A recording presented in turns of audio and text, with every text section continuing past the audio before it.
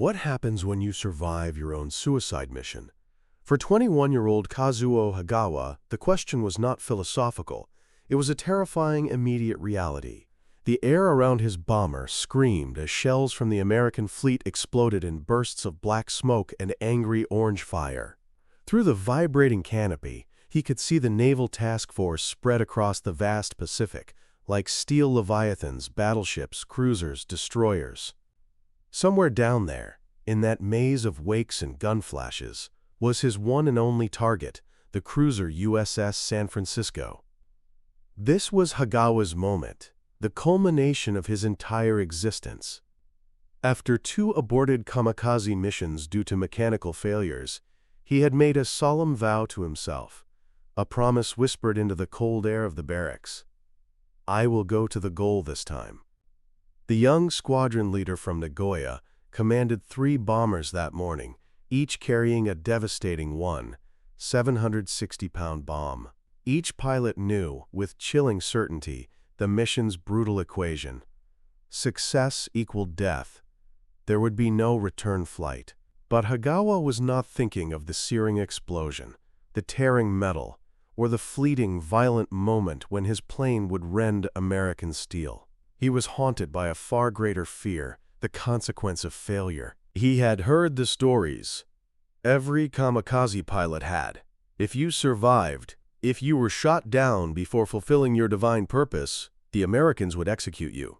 But not before they tortured you, of course, made you pay in agony for your attempt on their lives. The propaganda officers had been very clear. They had shown them grainy photographs, presented as undeniable proof images of American soldiers posing with the skulls of Japanese warriors. They had read aloud supposed testimonies from the front, tales of American barbarism and mercilessness. And if, by some cruel twist of fate, the Americans didn't kill you immediately, Hagawa knew what awaited him back in Japan. He had seen it with his own eyes, the way the returned pilots were treated, the ones whose engines failed or whose navigation went awry. The shame was a physical weight, a suffocating cloak of dishonor far worse than any death. As the colossal battleship USS West Virginia opened fire, its guns belching thunder, Hagawa's world narrowed to a terrifying tunnel of tracer rounds and greasy black smoke. His aircraft shuddered violently with each near miss. Then he saw it, the destroyer, the USS Callahan, wheeling around with predatory grace, her guns tracking his approach. In that singular, heart-stopping instant, Kazuo Hagawa accepted his fate. One way or another, his life would end today, either in a blaze of glory against the hull of the San Francisco or at the hands of the Americans who would fish his broken body from the sea. He never, in his wildest imaginings, conceived of a third option. But what happened next would shatter everything he believed about his enemy, his duty, and himself. The guns of the USS Callahan roared to life, a deafening chorus of destruction. 20-year-old Boilermaker Robert Thatch, his knuckles white on the railing, would later recall the terrifying swiftness of it all. Within less than 30 seconds, it was all over. He'd say, "We had him in the water." Hagawa's bomber took multiple direct hits. The aircraft convulsed, a wounded beast, lurching sideways before beginning its final, spiraling descent toward the indifferent Pacific. He felt a bone-jarring impact as his plane slammed into the water, and then nothing. The sheer force of the crash knocked him unconscious and catapulted him clear of the sinking wreckage. The ocean, dark and cold, swallowed his 2 crew members. They never surfaced. The young pilot floated alone, a broken doll in the churning waves, his flight suit a leaden weight, his blood a faint pink stain spreading into the vast blue. On the deck of the Callahan, the battle was far from over. Japanese aircraft still swarmed the task force like angry hornets. Every gun crew remained at their stations, their eyes scanning the smoke-filled sky for the next diving angel of death. The ship's captain, Commander Charles M. Berthoff, faced an impossible, split-second decision. Navy regulations were crystal clear. In the midst of combat, you do not risk your ship and its 320 crew members to save one man. especially not an enemy pilot who, moments before, had tried to obliterate you with a 760-pound bomb. But Berthoff, looking at the lone figure in the water, gave the order anyway. Launch rescue boats. As the apocalyptic battle raged above them, American sailors, no older than Hagawa himself, scrambled into small boats and powered through the choppy sea toward the floating Japanese pilot. Leo Jarbo, an 18-year-old gunner from Maryland, watched from his battle station, mesmerized as his shipmates pulled the unconscious enemy from the water. The pilot's body was limp, his face a ghostly pale beneath a mask of oil and seawater. Standard practice, the crew would later explain with a shrug. Friend or foe, if someone was in the water, you tried to save them. But Kazuo Hagawa knew nothing of American naval tradition. He knew nothing at all. He remained lost in a black void as sailors hauled his dead weight onto the Callahan's steel deck. They laid him down unceremoniously and immediately sprinted back to their positions. The battle was not over. For the next several minutes, Hagawa lay where they had placed him, just another piece of battlefield debris to be dealt with later. The men of the destroyer had far more pressing concerns. Japanese planes still filled the sky. When Kazuo Hagawa finally regained consciousness on the cold, vibrating deck of the USS Callahan, his first coherent thought was simple, stark, and terrifying. This is where I die. He braced himself for a bullet, the cold steel of a bayonet, or the rough hands that would drag him to the rail and toss him back into the ocean's embrace. He had tried to kill these men, tried to ram his bomb-laden aircraft into their floating home, tried to send every last one of them to the bottom of the Pacific. Now surely they would have their revenge. He closed his eyes and waited for the end. Instead, someone brought him water. The cup appeared in front of his face, held by a young American sailor who couldn't have been much older than Hagawa himself. The sailor said something in English, words that were just meaningless sounds, and gestured for him to drink. Hagawa stared at the cup, his mind reeling. This made no sense. In all his rigorous training, in all the fervent propaganda sessions, in all the hushed, fearful stories whispered among kamikaze pilots in the barracks at night, no one had ever mentioned this possibility, that the Americans, the demons, would give you water. He drank, the cool liquid a shock to his system. The sailor nodded, a simple, human gesture, and walked away. As the battle finally subsided and the adrenaline began to drain from the crew, more sailors cautiously approached. They assessed his injuries, burns, deep cuts, probable internal damage from the brutal impact. Someone brought a medical kit. They were not gentle exactly, but their touch was devoid of cruelty. They worked with the efficient, detached professionalism of men who had patched up too many of their own wounded sailors to count. We tried, even in war, to treat men like human beings, Robert Thatch would say 50 years later. But in that moment, Hagawa could not process what was happening. The cognitive dissonance was a deafening roar in his mind. These men should hate him. He had just tried to murder them all. The USS Callahan remained at battle stations for hours, still screening the task force against further kamikaze attacks. Hagawa lay on the deck, drifting in and out of a pained, confused consciousness. Each time he awoke, he expected the mercy to have run out. And each time, he was wrong. When the immediate threat finally passed, the Callahan transferred Hagawa to the battleship USS New Mexico. He was still barely conscious, still struggling to comprehend the impossible reality that he remained alive. Sailors carried him aboard the massive warship, a floating city of steel, and for the first time since his capture, Kazuo Hagawa was alone with his thoughts. And his thoughts were a vortex of black despair. In the rigid, unforgiving culture of the Japanese military, he had committed the ultimate failure. He had been assigned to a kamikaze mission, the highest honor, the purest expression of loyalty to the emperor, and he had failed. Worse, he had survived. The shame was a crushing, absolute, unbearable weight.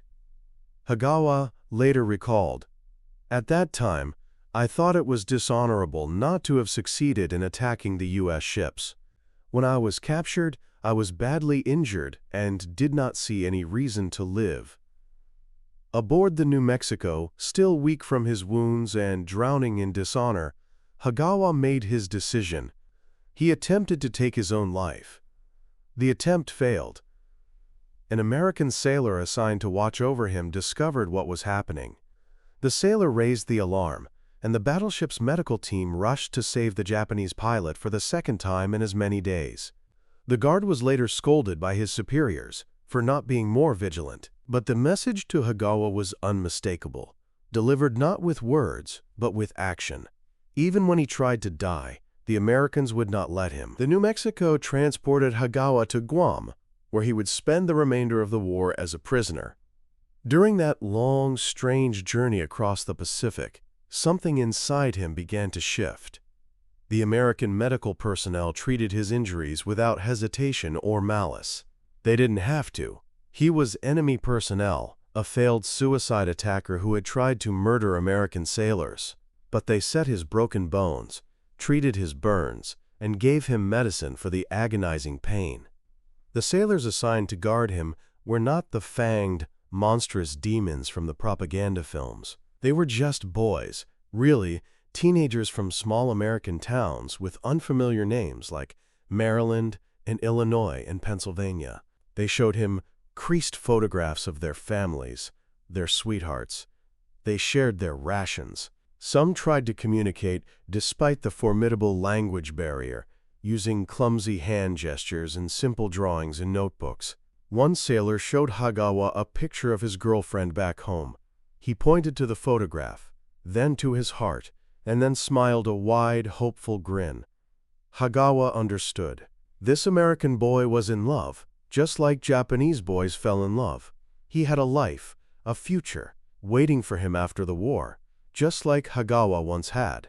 These were not the demons described in his indoctrination. These were human beings. In the prisoner of war camp, first in Guam and later in Hawaii, Hagawa encountered more jarring contradictions to everything he had been taught. The Geneva Convention governed the treatment of prisoners of war, and the Americans, to his astonishment, followed it scrupulously. Hagawa received regular meals, not luxurious, but always adequate. He received consistent medical care for his lingering injuries. He was housed in barracks that, while certainly not comfortable, were weatherproof and sanitary. Japanese military doctrine had taught him that surrender was the ultimate dishonor, that death was always preferable to capture.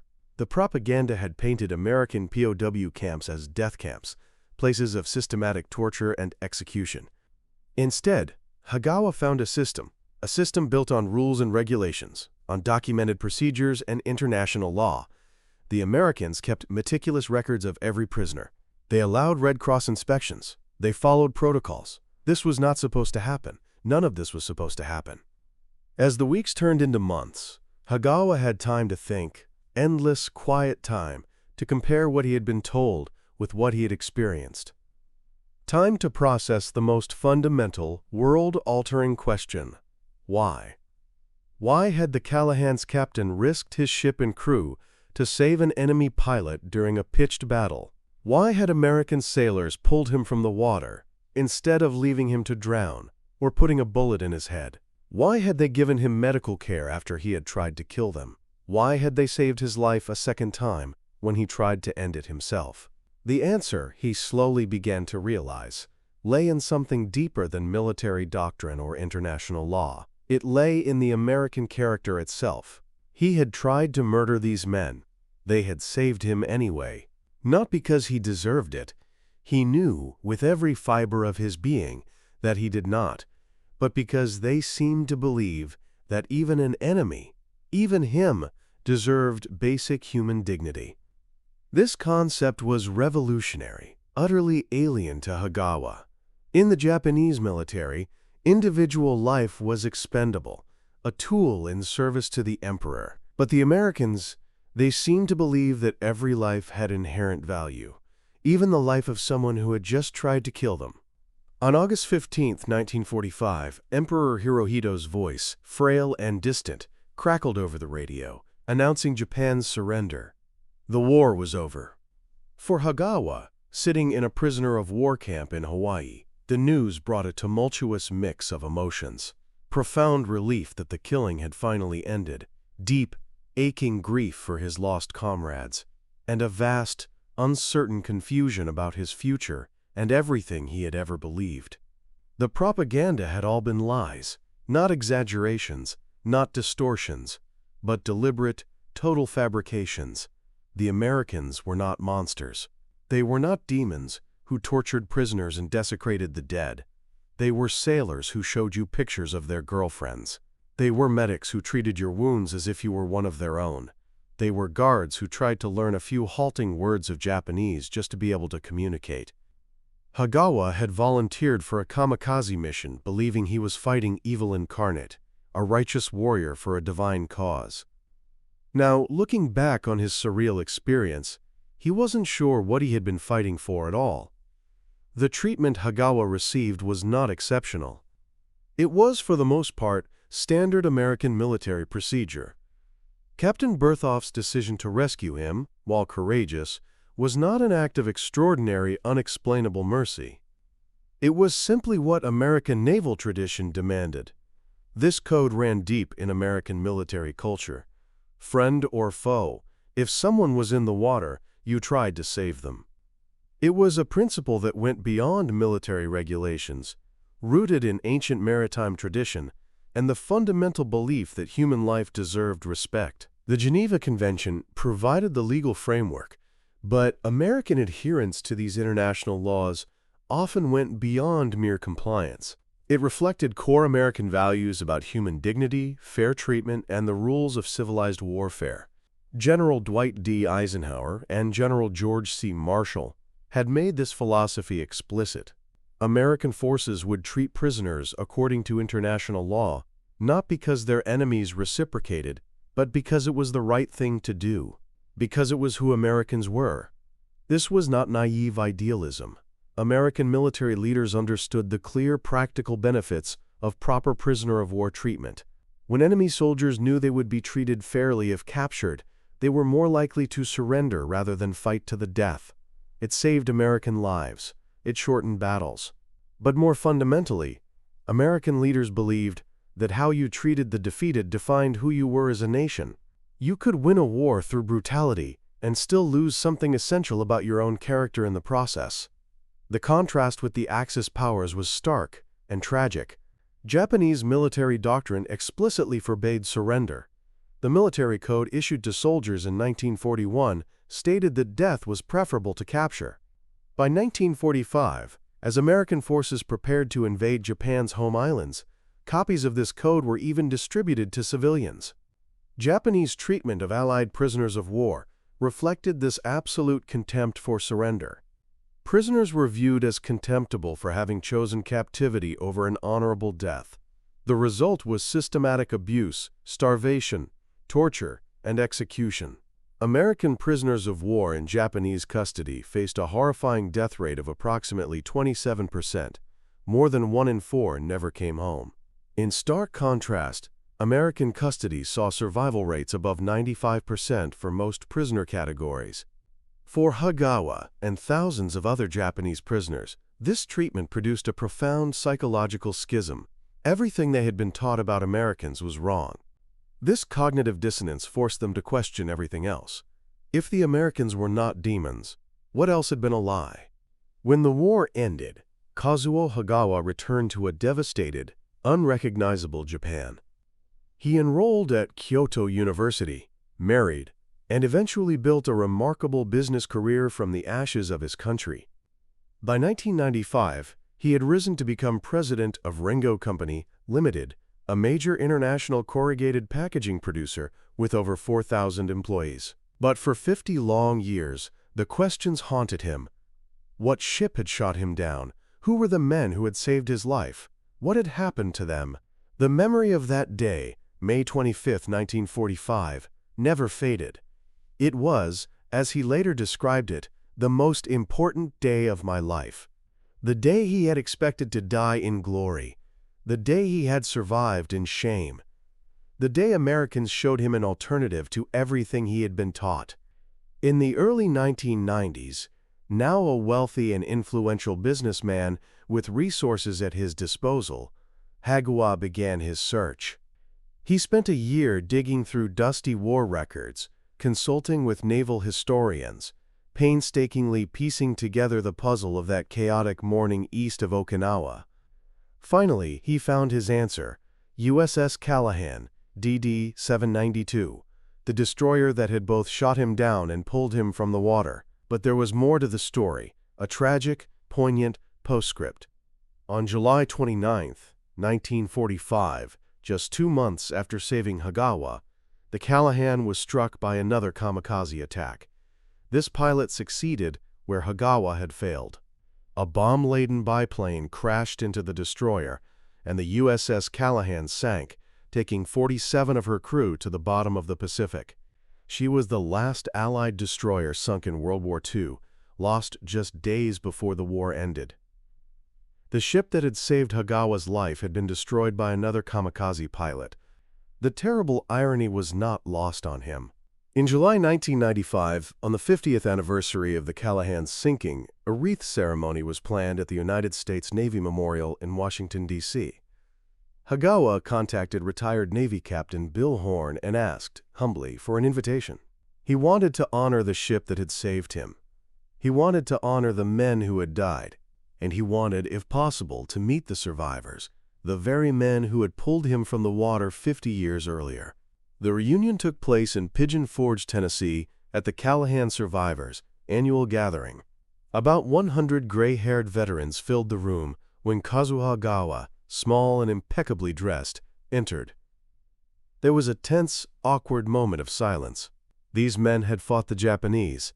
Many had watched their friends die in kamikaze attacks. And now, standing before them, was a former kamikaze pilot, one of the enemy who had tried to kill them. Hagawa spoke slowly, his voice soft, through an interpreter. "The enemy yesterday can be your friend today," he said. "At certain times, man has to fight against each other, and nations against nations. But when the war is over, they become friends." The veterans, after a beat of silence, erupted in applause. Leo Jarbo, now a retired plumbing foreman who had spent 30 years working in the United States Capitol building, stood up and embraced Hagawa. "To come all the way from Japan to do this," Jarbo said, his voice thick with emotion, "means a lot." Robert Thatch, the boilermaker who had watched Hagawa's plane hit the water 5 decades earlier, put it simply: "The war ended 50 years ago, and I think it is time to put all that stuff behind us. I believe in forgiveness." That reunion was just the beginning. Hagawa donated $10,000 to the Navy Memorial Fund in appreciation for the Callahan's crew. He began attending every Callahan reunion, flying from Japan each year to be with the men who had saved him. His generosity was extraordinary. He hosted elaborate dinners in Washington's finest restaurants, bringing his entire staff to present personalized gifts to every attendee. He invited high-ranking American admirals to these gatherings, men like Admiral William Crowe and Admiral Elmo Zumwalt, transforming them into profound celebrations of reconciliation. During one reunion, a Callahan crew member approached Hagawa with a small, wrapped object. It was something he had kept for 50 years, the wristwatch Hagawa had been wearing when he was shot down. The sailor had retrieved it from the pilot's possessions and held on to it for 5 decades. Hagawa was deeply moved. The following year, he presented that sailor with a beautiful jeweled Seiko quartz watch in return. In 2000, Hagawa paid all expenses for Leo Jarbo and 2 of the Callahan's former executive officers, Jake Hyman and Buzz Bizzetti, and their wives, to spend 10 days in Japan. He showed them his country, introduced them to his family, and shared his culture with the men who had once been his sworn enemies. He established a naval exchange program between American and Japanese students, funding opportunities for young people from both nations to learn about each other. He wanted future generations to understand the lesson he had learned so viscerally, that yesterday's enemy could truly become tomorrow's friend. Each year, until his death in January 2004, Kazuo Hagawa made the long journey from Osaka to wherever the Callahan survivors gathered. The men who had shot him down and then saved his life had become his brothers. In a 1995 interview with Naval History magazine, Hagawa was asked how he had finally reconciled with surviving his kamikaze mission, with the fact that he had failed. His answer revealed the totality of his transformation. At that time, I thought it was dishonorable not to have succeeded in attacking the United States ships, he explained. I should mention, however, that now I do not think that way. He had spent 50 years processing that day in May 1945. 50 years thinking about the Americans who had saved him when they could have, and perhaps should have, let him die. 50 years understanding that the propaganda was lies, that his enemies were human beings, that war was nothing but waste and tragedy and loss. There are technically no kamikaze survivors, he told his interviewer, acknowledging the philosophical impossibility of his own existence. By definition, a kamikaze pilot died on his mission. But Kazuo Hagawa had survived, because a group of Americans valued his life, even when he did not value it himself. That lesson, he believed, was worth sharing, worth remembering, worth celebrating with the men who had taught it to him. Kazuo Hagawa's story is not just about one kamikaze pilot and one destroyer crew. It is about the immense power of treating enemies with humanity, even in the midst of total war. Think about Captain Berthoff's decision. In those crucial seconds on May 25, 1945, his ship was under direct attack. Japanese aircraft filled the sky. Every moment counted. By all military logic, he should have left that downed pilot to drown and focused on defending his ship. He did not. He chose mercy over expedience, humanity over hate, civilization over vengeance. And that single choice, made in an instant during the chaos of battle, rippled forward through 5 decades. That choice eventually brought a wealthy Japanese businessman back to America, year after year, to honor the men who had saved him. It forged unbreakable friendships between former enemies. It funded exchange programs that would introduce young Americans and Japanese to each other. It became a global story of reconciliation. One decision, made in the heat of battle, ultimately changed hundreds of lives. This is the power of maintaining your principles, even when circumstances seem to justify abandoning them. The American sailors who rescued Hagawa were not thinking about grand strategy or post-war reconciliation. They were simply following their training and their principles. But their actions, multiplied across thousands of similar decisions, helped transform the American military into an institution that could not only win wars, but also win the peace that followed. 50 years later, a Japanese businessman stood before a room full of American veterans and said, "The enemy yesterday can be your friend today." He could say this because those veterans, in a moment of supreme chaos and violence, had chosen mercy over vengeance. That is worth remembering. That is worth celebrating. That is worth emulating. On May 25, 1945, Kazuo Hagawa pointed his bomber toward an American cruiser, fully expecting to die in a ball of flame and twisted metal. He had been taught that success meant death and capture meant torture. He was wrong about both. The Americans shot him down. They pulled him from the water. They saved his life twice. They treated his injuries, fed him, housed him, and eventually sent him home to rebuild his shattered country. They did this not because he deserved it, but because they believed in something larger than vengeance. They believed in human dignity, even for those who had tried to kill them. 50 years later, Hagawa came back to America to say thank you. He came back every year until he died, spending his own fortune to honor the men who had shown him mercy. He did not just forgive his former enemies, he made them his brothers. This was not just American military doctrine at work, this was American character. The belief that every life has value. The conviction that rules matter, even in chaos. The faith that yesterday's enemy can become tomorrow's friend. Kazuo Hagawa expected death on May 25, 1945. He found humanity instead. And that discovery changed not just his life, but the lives of everyone his story touched. The lesson endures. How we treat our defeated enemies defines who we are far more than how we defeat them. Thank you for listening. Please share your thoughts, like this video if you found it helpful, and subscribe for more.